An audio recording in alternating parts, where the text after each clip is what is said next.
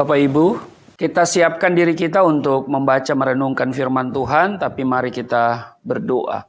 Bapa kami yang di surga, dikuduskan namamu, datanglah kerajaan-Mu, jadilah kehendak-Mu di bumi seperti di surga.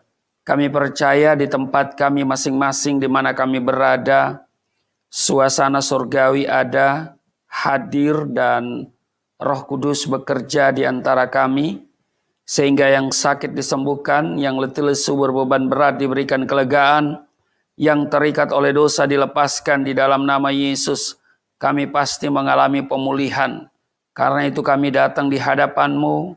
Kami mengambil waktu untuk bersama Tuhan mendengarkan firman-Mu. Urapi kami, buka hati pikiran kami. Kami tolak setiap roh, setiap kuasa yang tidak memuliakan Tuhan. Setiap roh dan kuasa yang merampas perhatian, konsentrasi, bahkan yang mencuri kebenaran firman-Mu, kami patahkan, hancurkan dalam nama Tuhan Yesus. Kemuliaan-Mu Engkau nyatakan di tempat kami, dan kami mohon pengurapan Tuhan atas setiap kami, bahkan setiap peralatan IT yang kami gunakan, termasuk juga signal di tempat kami masing-masing. Sehingga kami dengan konsentrasi penuh dan mata yang tertuju kepadamu, kami dapat mengerti firman-Mu yang akan disampaikan. Karena itu, berfirmanlah kepada setiap kami, di dalam nama Tuhan Yesus, kami siap dibentuk, kami siap diberkati. Setiap kita yang siap dibentuk, diberkati, berkata, amin. Haleluya. Saudara, hari-hari ini orang-orang bertanya, ya, pintu surga, di manakah engkau? Haleluya. Ada banyak orang beragama tapi dia tidak memiliki kepastian untuk ke surga. Jangankan kepastian, pintu surga aja dia nggak tahu. Haleluya. Nah saudara, tetapi di dalam Injil, Yesus Kristus berkata, akulah pintu. Ya saudara, itu bisa saudara baca di dalam Yohanes pasalnya yang ke-10 ayat yang ke-9. Kita yang tidak benar dibenarkan. Amin. Status saudara dan saya bukan lagi orang berdosa, saudara ya. Statusmu dan statusku bukan Roma pasal 3:23, tetapi Roma pasal 3:24. Karena itu saudara jangan hanya baca berhenti sampai pada ayat 23. Tetapi saudara harus membaca ayat 24. Ada banyak orang merindukan surga, tetapi Yesus yang memberikan jaminan, akulah jalan, kebenaran, dan hidup. Tidak seorang pun yang datang kepada Bapa kalau tidak melalui aku, kata Yesus Kristus. Kehadiran Tuhan Yesus merupakan suatu bukti bahwa Dia amat mencintai saudara dan saya. Amin.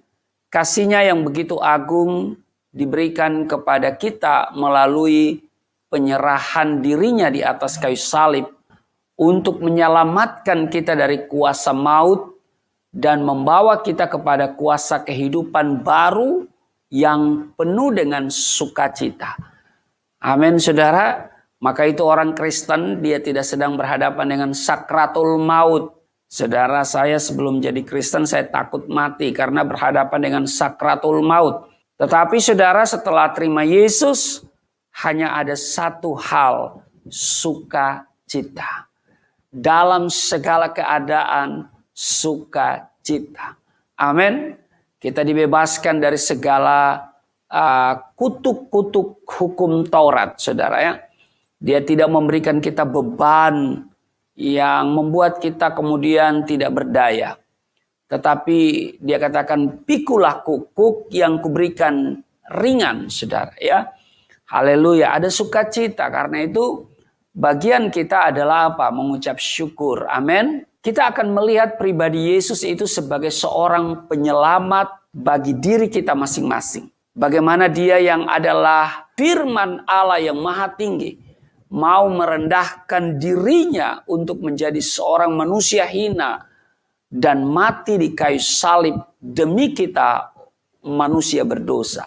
Yesus datang ke dunia sebagai seorang juru selamat bagi seluruh dunia. Juru selamat loh bagi seluruh dunia.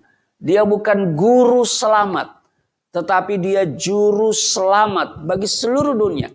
Ia datang sebagai penyelamat bagi diri kita semua, tetapi bagi orang yang percaya. Karena itu dalam Matius pasal 1, kalau saudara lihat ada percakapan malaikat dari surga dengan seorang Yusuf yang bertunangan dengan Maria.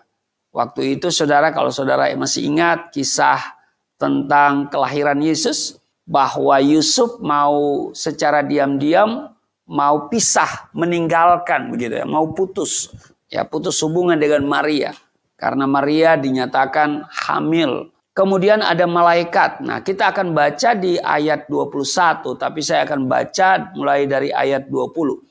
Tetapi ketika ia mempertimbangkan maksud itu, ia maksudnya Yusuf, malaikat Tuhan nampak kepadanya dalam mimpi dan berkata, Yusuf anak Daud, janganlah engkau takut mengambil Maria sebagai istrimu. Sebab anak yang di dalam kandungannya adalah dari Roh Kudus. Ayat 21 yang menarik. Ia akan melahirkan, maksudnya Maria akan melahirkan anak laki-laki dan engkau akan menamakan dia Yesus. Karena dialah yang akan menyelamatkan umatnya dari dosa mereka. Saudara, Yesus sudah diberitahu jenis kelaminnya dan namanya harus Yesus. Gak boleh yang lain. Gak boleh kasih nama yang lain. Gak boleh. Tetapi harus Yesus. Ya, karena apa dikatakan di sini? Dialah yang akan menyelamatkan umatnya. Jadi hanya dia yang dapat menyelamatkan. Amin. Jadi hanya Yesus. Dalam dirinya, dalam diri Yesus, saudara, Yesus mendapat banyak gelar yang sering kali digunakan untuk menyebut pribadinya. Misalnya, Yesus sang anak domba, Yesus gembala yang baik, Yesus sahabat kita, Yesus sang raja dan lain-lain sebagainya. Tapi satu gelar yang paling berharga dan utama adalah gelar Yesus sebagai sang penyelamat. Gak ada penyelamat yang lain, hanya Yesus. Jadi ini gelar yang sangat istimewa. Yesus sebagai sang penyelamat. Tidak ada gelar yang lebih berharga daripada gelar penyelamat, saudara. Kita mengetahui bahwa manusia sejak dahulu telah merindukan datangnya sang penyelamat. Sejak masa perjanjian lama, dikatakan bahwa orang-orang Yahudi menanti-nantikan kedatangan seorang Mesias yang akan menyelamatkan mereka. Ketika Yesus muncul dalam perjanjian baru, mereka mengharapkan Yesus datang untuk menyelamatkan mereka dari penindasan kekuasaan Romawi. Saudara, Yesus memang datang ke dunia untuk menyelamatkan umat manusia yang sangat dikasihinya. Namun bukan hanya seperti yang diharapkan oleh orang Yahudi, yaitu sekedar menyelamatkan dan membebaskan secara manusiawi dari penjajahan bangsa asing.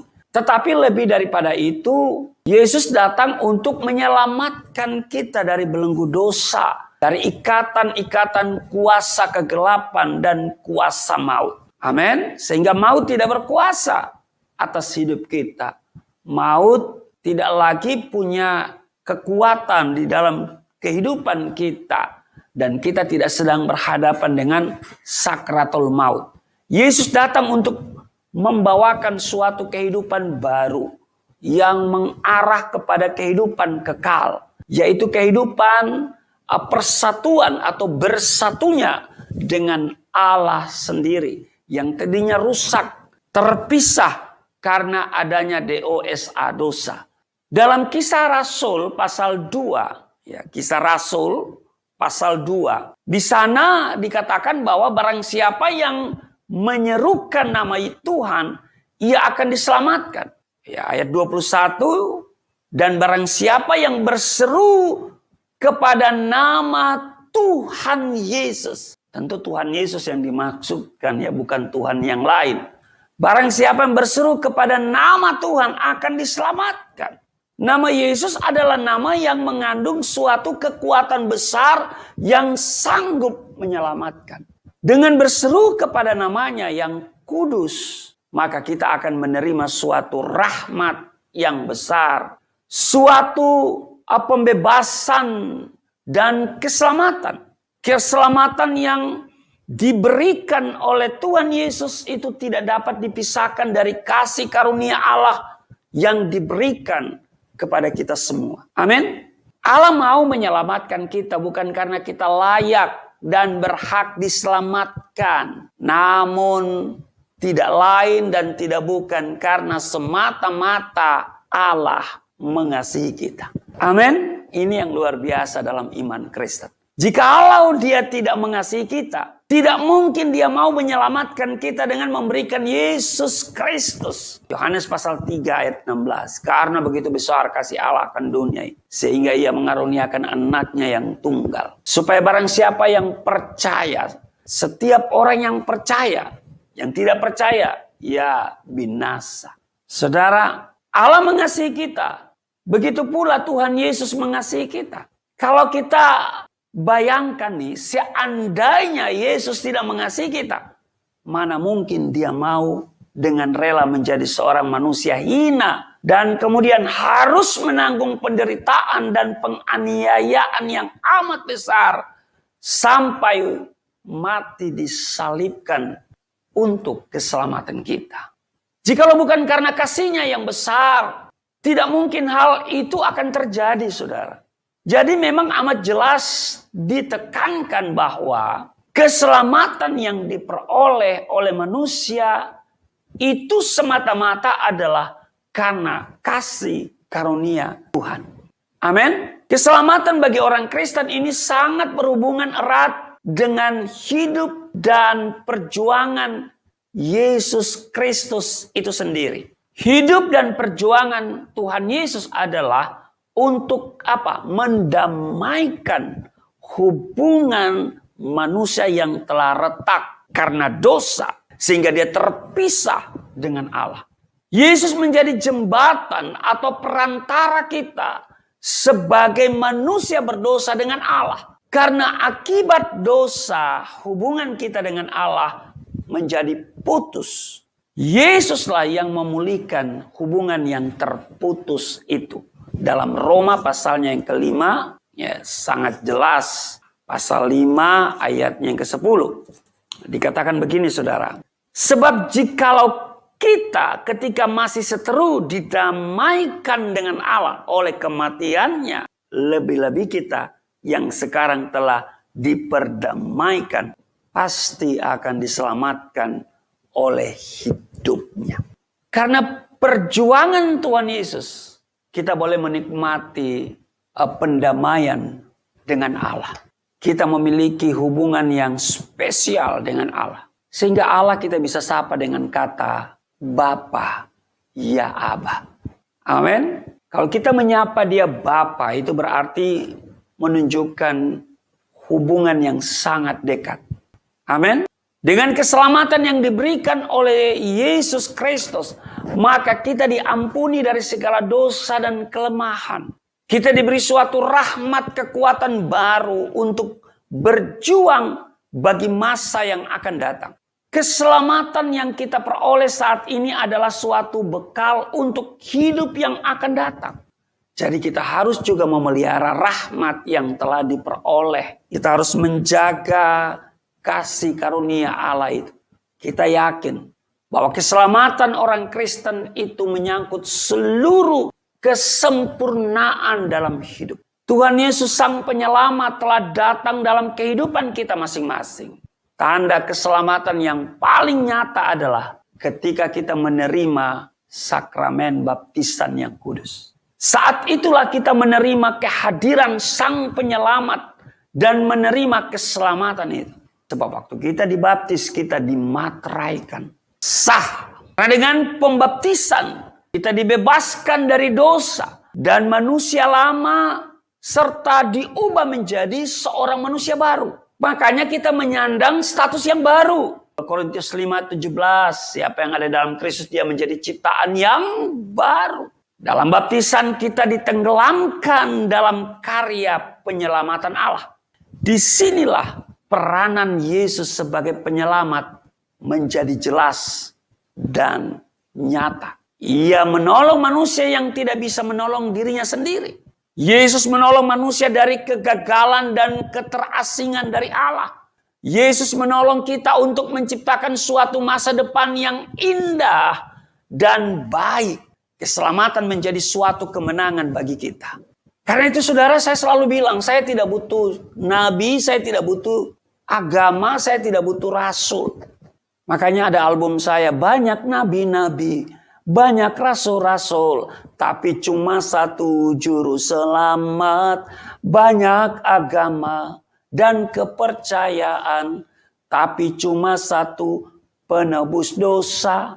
Saudara, agama boleh bertambah, kepercayaan boleh muncul hari-hari ini, tapi penebus dosa hanya satu, Yesus Kristus. Agama tidak menyelamatkan, tetapi Yesus menyelamatkan. Agama adalah sistem yang dibentuk oleh manusia supaya orang itu bisa mengenal Allah. Tetapi ketentuan-ketentuan agama membuat manusia gagal mengenal Allah. Nah, saudara, karena itu saya tidak butuh nabi, saya tidak butuh rasul. Rasul boleh banyak, nabi boleh banyak. Yang saya butuhkan adalah Sang Penyelamat, Juru Selamat. Sebab nabi dan rasul hari ini punya gelar yang sama, yaitu almarhum. Mereka menunggu kebangkitan.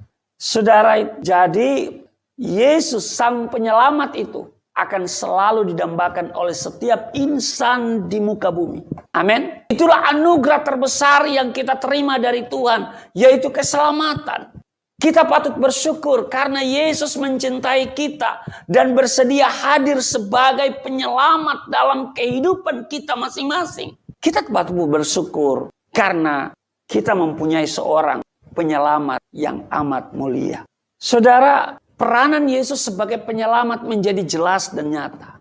Kembali lagi saya katakan, ia menolong manusia yang tidak bisa menolong dirinya sendiri. Makanya kita butuh Yesus. Saya butuh Yesus. Saudara butuh Yesus. Kita semua butuh Yesus. Ada orang yang tidak butuh Yesus. Itu orang yang sombong. Dia pikir dengan kekuatannya, dengan kemampuannya untuk berbuat baik bisa menyelamatkan. Padahal Alkitab katakan semua kesalehan manusia sama dengan kain kotor di hadapan Allah. Tidak ada amalan yang paling sempurna yang bisa menyelamatkan kita dari maut, dari kehidupan kebinasaan. Kebinasaan yang kekal. Karena itu saudara, kita butuh anugerah. Kita butuh kasih karunia Allah. Kita butuh Yesus. Amin. Saudara butuh Yesus. Kita semua butuh Yesus. Karena itu saudara, Tuhan Yesus datang. Dia telah mengulurkan tangannya dan berkata, marilah kepadaku yang letih lesu berbeban berat. Aku memberikan kelegaan kepadamu. Letih lesu berbeban berat. Yang membuat kita letih lesu dan berbeban berat itu dosa. Dosa itu membuat orang berbeban berat. Akibat dosa adalah maut. Saudara, Yesus sangat mencintai saudara dan saya. Yesus yang mencintai kita, yang secara khusus datang sebagai seorang penyelamat. Kiranya kita semakin hari semakin menyadari hal ini. Tanpa Yesus kita tidak bisa berbuat apa-apa. Saya selalu katakan Yesus adalah Tuhan dan Juru Selamat. Di luar Dia tidak ada jaminan keselamatan. Karena itu saudaraku yang kekasih, kita semakin hari semakin menyadari bahwa kita membutuhkan Yesus. Semakin hari kita pun semakin menyadari peranan Tuhan Yesus dalam kehidupan kita. Dan karya keselamatan yang Ia kerjakan tidak menjadi sia-sia dalam hidup kita. Dan kiranya kita pun semakin dikuatkan dalam iman dan kasih pada Yesus Sang Penyelamat itu. Karena itu saudara, biarlah hati kita terbuka kepada Tuhan Yesus. Saudara yang masih merindukan keselamatan, buka hatimu. Saudara yang masih belum ada kepastian jaminan keselamatan, buka hatimu. Kalau engkau hari ini menyaksikan tayangan ini, engkau membuka hatimu, ikuti apa yang saya katakan. Tuhan Yesus, hari ini saya membutuhkan engkau untuk kehidupan kekal. Sebab aku tidak bisa menyelamatkan diriku. Tidak ada kebaikan yang bisa membuat aku masuk ke dalam kehidupan yang kekal. Selain karena anugerah-Mu bagiku. Sebab itu, biarlah hari ini engkau berotoritas atas kehidupanku.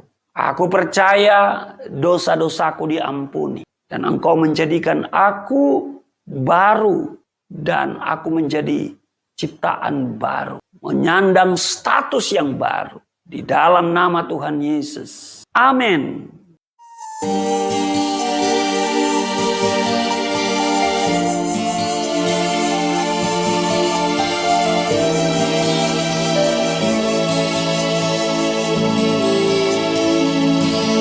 Bapa kami yang di surga,